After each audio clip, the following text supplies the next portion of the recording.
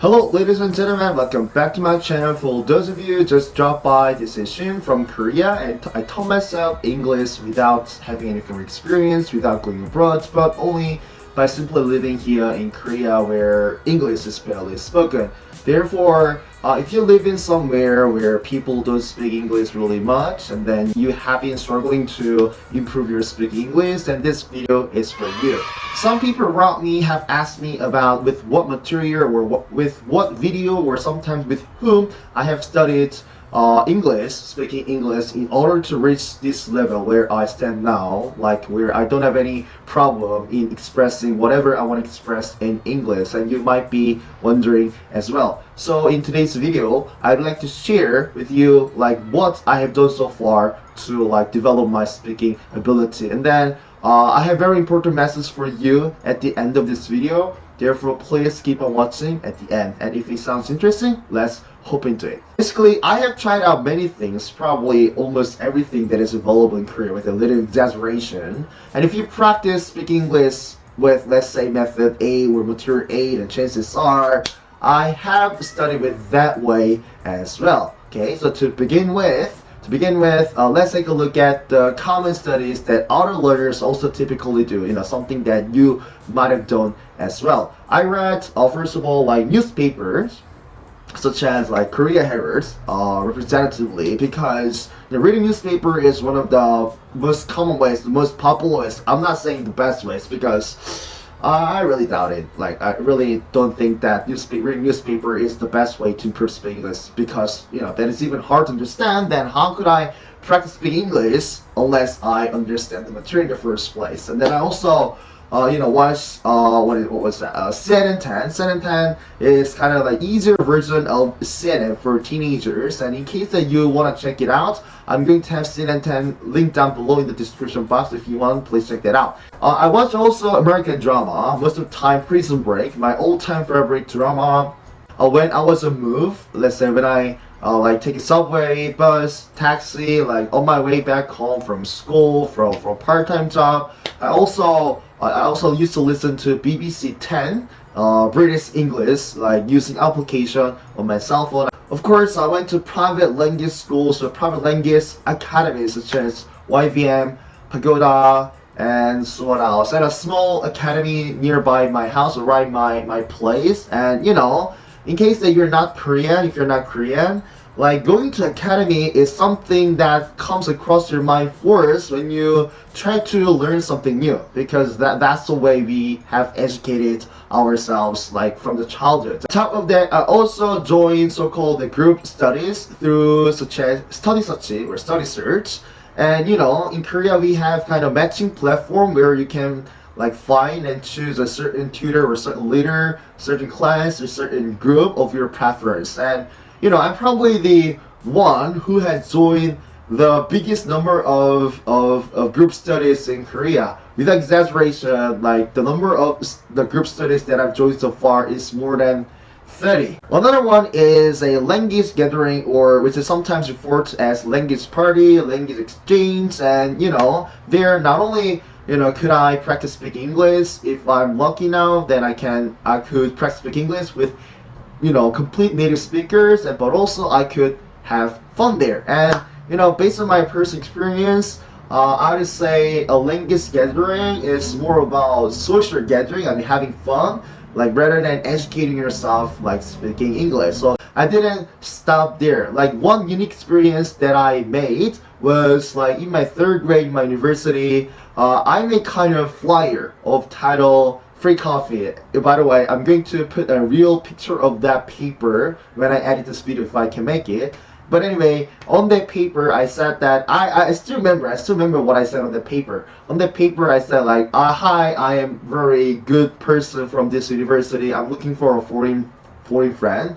And if you talk to me in English, like I'm going to buy a cup of coffee free coffee. That's the reason why I titled free coffee. And then even Starbucks, that I left all the personal information, like my phone number, department, name as well. I just went around my universities here and there, and I attached those flyers to the boards of each department.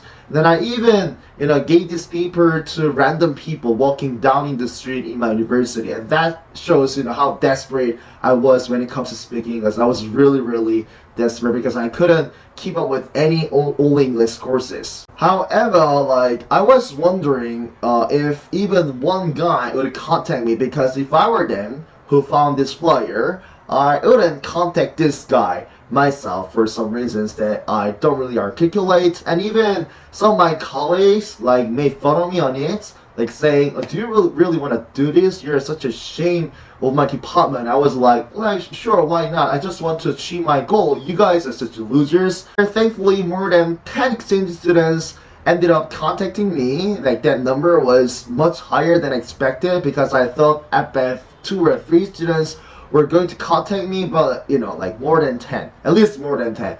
And then just like I thought, we had, we enjoy having coffee time, tea time, of course, in English. They were really kind enough to help me to speak in English. I was at the time very slow at making, even simple sentences, but they are kind enough to wait for me to complete sentences. And even one of them, by the way, he came from German.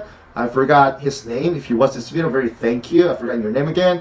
And yeah, one of them invited me to his place and made me very good quality coffee. It really kind of encouraged me to speak English, because I just listened to him simply because I couldn't speak English. Even though I have a lot of things in my head to talk about, but I couldn't really, turn those things into English. That was the problem that I had. At this point, you must be wondering which way or which method was the most effective for improving speaking English, so that you can also implement that into your learning routine. However, it is really difficult for me to pick just one or two among those things. First of all, I need to make one thing pretty much clear. Most of the studies that I've tried so far, including flyer, didn't really contribute to me improving speaking English. It is because the materials were wrong. It is because I didn't study hard. It is because exchange students who speak broken English. Absolutely not. It is because I didn't make the best use of those situations, those opportunities. I'd like to put emphasis on the fact that with whom or with what don't really matter when it comes to improving speaking English. Rather, what makes real difference, what really truly matters, is how you make use of them, how you make use of opportunities, situations, and tutors or movies, dramas, so on and so forth. It's your approach that brings you a result that you want to get. Then, what I mean by approach here that I'm talking to you is all about preparation. Let me explain. When I went to, let's say, private academies in the past, and I should have spent at least 2 hours on reading materials that the tutor gave us in advance, because reading that material would have given me words, vocabularies, expressions, grammars, so on and so forth, which must have made me speak much better and much more. As a result, I could have not only kept up with class much better, but also spoke more. However, I didn't do that. I just, went to a private academy without any preparation. Therefore, I didn't speak as in English. I spent most of my time listening to a tutor, and that was not what I wanted. I should have prepared a lot before going to a class. This is something you need to learn here. Furthermore, when I met foreign friends with that flyer, with that paper, I should have prepared what I was going to talk about in advance. And in that process, I believe I must have looked up every vocabulary that I needed to speak on dictionary. If you don't know any vocabulary and expression, then even if you are exposed to English speaking situations, you can't speak English. You can't still speak English because you don't have any resources, right? That's the reason why now I'm emphasizing that you need to prepare perfectly before you go anywhere, before you get into any situation where you have to speak in English. As a conclusion, no matter wherever you study, no matter whatever you study with, make sure to be perfectly prepared, okay? For example, write down every question you're going to ask in that case. Write down just everything that you're going to talk about in that class, okay? Otherwise, once again, as I said earlier, you're going to just end up speaking nothing in that class because you are not prepared well. It seems like nowadays many learners are looking for the best tutor, like best application, best academy, blah blah blah. However, in my opinion, there's no big difference like between what, okay? There's no such a thing as the best tutor or best application. No way, it's almost the same. Everything is almost the same. There is only the best approach or best help when it comes to learning English. But don't worry, at this point, I think that you might be kind of confused because you have no clue about like specific approach or specific way you need to take for each material. But that's exactly the reason why I opened this channel, okay? I'm going to share with you a very specific approach or way you need to take for each material to kind of make the best use of that material, that situation, that opportunity, okay? So I think that's it for me for today's video, and thank you very much for watching this video, and I'll see you in the next video. Bye bye.